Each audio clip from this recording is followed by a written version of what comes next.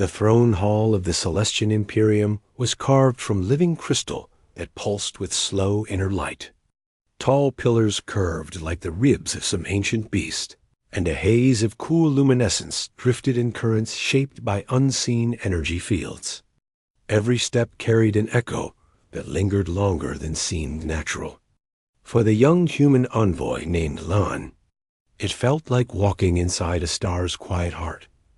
He had come to represent the human union in delicate negotiations that would influence the fragile peace between their people and the Celestian Imperium. Though his commanders trusted his discipline and calm presence, few envoys ever felt comfortable standing before alien royalty. Even fewer dared to wear the heavy reinforced combat armor he now carried, yet he refused to remove it during transit. The Imperium's reputation for surprise tests was legendary, and Lane saw no reason to arrive unprepared. 2 guards walked ahead of him, their tall, slender forms wrapped in layered fabric that shimmered like oil on water. Their necks were long but graceful, and crystalline crests above their brows glowed like small lanterns. They moved without sound. They had not spoken to him. They did not need to. Their posture communicated their message well enough. Foreign envoy or not, he would be watched from the moment he entered. When the huge doors parted, revealing the throne chamber's center, Lane stepped forward and lowered his head just enough to show respect without bowing. Humans did not bow before foreign monarchs. That was a custom the Union maintained even in diplomacy. The Celestians knew this, and their own traditions accepted it. Upon the raised platform at the far end of the chamber stood the princess of the Celestian Imperium. The stories had not exaggerated. Her presence was striking in a way no human artist could capture. Her eyes shone in 2 iridescent bands that shifted color with her breathing. Her skin carried a faint opal sheen that captured the luminous haze around her. Instead of hair, she bore a crown of delicate filaments that rose upward like threads of starlight swaying in a breeze. Her name was Lyra. It was a soft name by Celestian standards, chosen to convey calm composure. She stood with her arms crossed, chin lifted, studying the human as if he were a strangely shaped tool pulled from some forgotten relic vault. Her voice cut through the chamber with a tone that blended disbelief and amusement. Is that how humans greet royalty? Wrapped in metal like a child hiding under a blanket. Lane stood still, letting her words settle. The 2 guards at his sides stiffened slightly. Though they remained silent, Lyra descended the steps with slow, deliberate steps. She moved like someone who never doubted the ground's allegiance. When she reached the base of the platform, she paused, tilting her head as though inspecting a statue. "This armor," she said, circling him once, "is crude by our standards. You stand in one of the most secure chambers in the Imperium, yet you insist on wearing a shell. Do humans fear every breeze?" There was mockery in her voice. Not cruelty. More like the amused curiosity one used when speaking to a creature that behaved in unexpected ways. Lane did not take offense. He understood her remarks served a purpose. Celestians often tested envoys by probing their composure. He kept his tone measured. "Your Highness, I wear this armor for duty, not fear. Protocol requires that a human envoy remain prepared for any circumstance until formal greetings are complete." Lyra raised one iridescent brow, a rule designed by fearful minds. "You may be safe here. You require no such burden." Her hand gestured toward the armor with a mixture of impatience and disdain. "If I am to speak with a representative of your kind, I would prefer to see a face unhidden. Remove that." Lane hesitated, not from fear, but from calculation. To remove armor in the presence of foreign royalty could carry diplomatic consequences. Yet refusing would certainly create tension. His instructions stressed adaptation where appropriate, and the princess's request, though dismissive, was direct. He tapped a sequence along the armor's chest plate. The reinforced plates shifted and folded back with soft mechanical slides.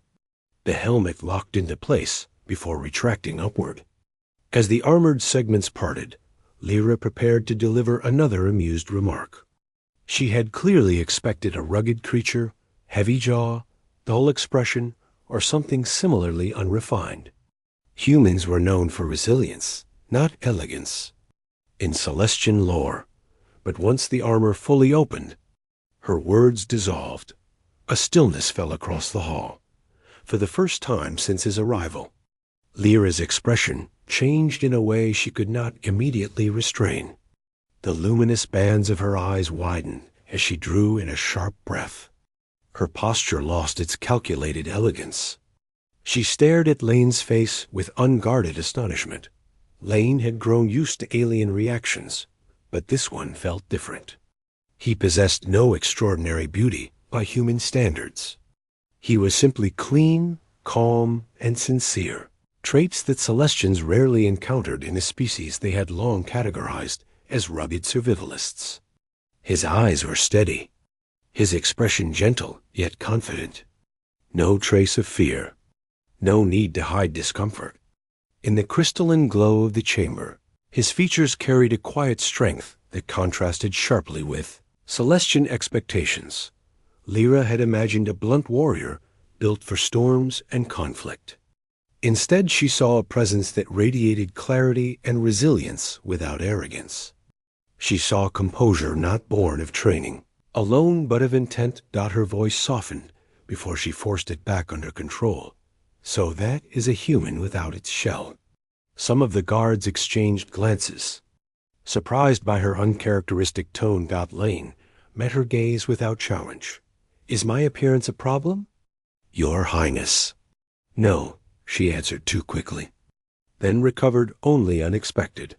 She circled him again, but slower this time, as though studying an artifact newly uncovered and suddenly far more valuable than anticipated. Your composition is different from the accounts we keep. Humans are usually described as fierce and blunt. Yet you have the bearing of someone who does not need to impose his strength to prove it. Lane inclined his head slightly. Records often favor conflict over nuance. Her lips curved in faint agreement, indeed. The air between them shifted. The earlier tension born of her mockery dissolved. Replaced by genuine curiosity, she gestured for him to walk beside her as she moved toward the center of the hall, where the crystal floor formed a vast circular pattern. It resembled a starburst frozen in the moment of creation. Human Lane, she began, you arrive at a time when our Imperium is deciding its next century of alliances. Many among our council believe your species too unpredictable for partnership. They speak of your history of rapid expansion and your willingness to defend your autonomy with stubborn resolve. Lane nodded.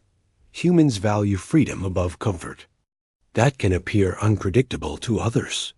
And yet, she continued, there are those among us who believe humans possess a quality our Imperium has long admired from afar. Courage shaped by purpose. Resilience beyond expectation. A strange, unbreakable hope. Her voice carried a tone he had not expected. Not disdain. Not superiority.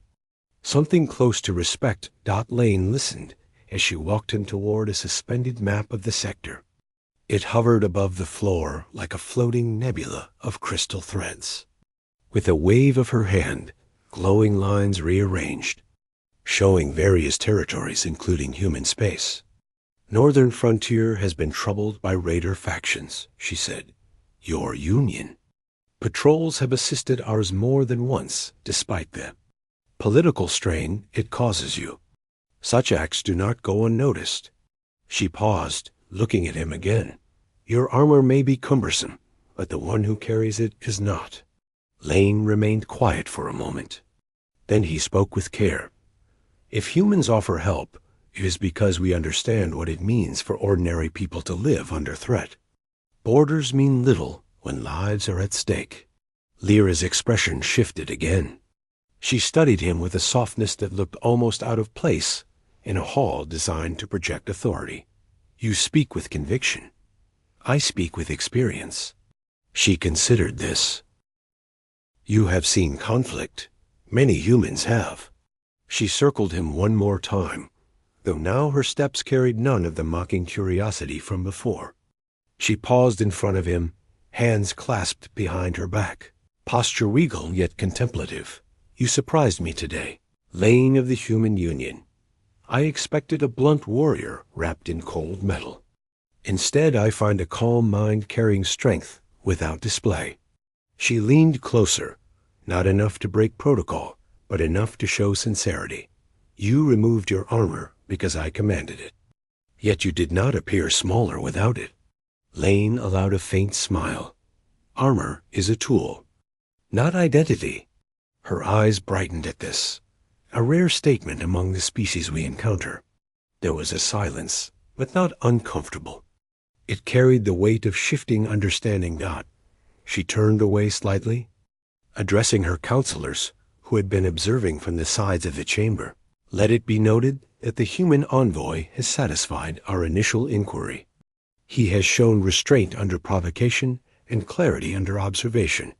Then she looked over her shoulder toward Lane, and more importantly, he has shown that humans are not defined by the shells they wear. Lane waited as the counselors bowed in acknowledgement before retreating to their stations. Lyra gestured for him to follow her toward a smaller side hall, where the glare of the crystal pillars softened into warm amber light. This chamber is reserved for private discussion, she explained. No guards, no court, only truth. Lane stepped inside. It felt less like a throne room and more like a tranquil observatory. The walls were transparent crystal, revealing starfields that drifted slowly as if the entire chamber floated in space. Lyra faced him directly. I must ask you one question, human envoy. Answer with the same honesty you have shown. I will. She studied his expression again, as if testing whether the sincerity she saw earlier would hold. If our peoples form an alliance, she asked, would humans maintain their nature, or would they seek to reshape ours? Lane responded without hesitation. An alliance is not conquest. Humans seek partnership, not dominance. We offer strength when needed and step aside when not. Your people would remain who you are. We would expect nothing else. Her gaze softened again. You speak as though you carry the weight of your entire union on your shoulders. In moments like this, Lane said, I do.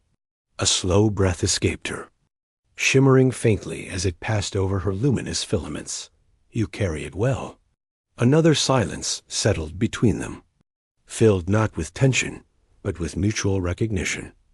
Lyra stepped closer, her voice quieter. When I first saw you, I intended to test you. Humans often respond to provocation with impulse. I wished to see if your reputation was deserved. And now I see something different. Lane waited. I see a being who understands restraint and purpose.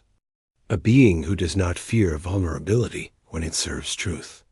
You removed your armor because I asked, not because you were commanded. That distinction matters. Lane nodded. Understanding often begins with a gesture. Indeed. She circled him a final time, though this time her steps were slow and precise, more like a ritual than an evaluation. You stand before me unarmored in the heart of my imperium. No fear, no hesitation. Perhaps your union is not the unpredictable force the Council believes. Perhaps it is a partner waiting to be understood. Lane met her gaze. Humans may surprise you. Your Highness. Clearly, she said, they already have.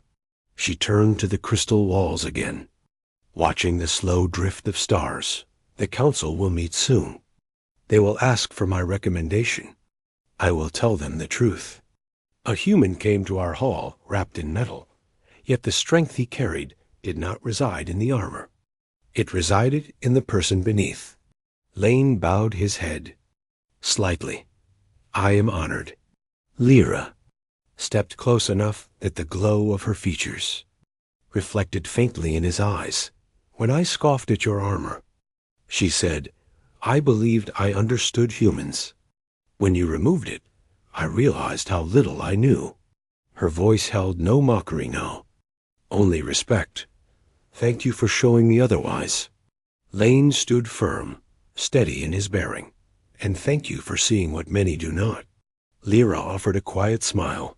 "And let this be the beginning, not of negotiation, but of understanding."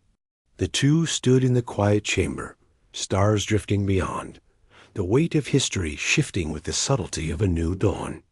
In that moment, the Imperium and the human union were no longer distant forces defined by caution. They were two civilizations finding a path through sincerity and courage. And it began the moment a princess scoffed at a warrior's armor, only to be left speechless by the human within.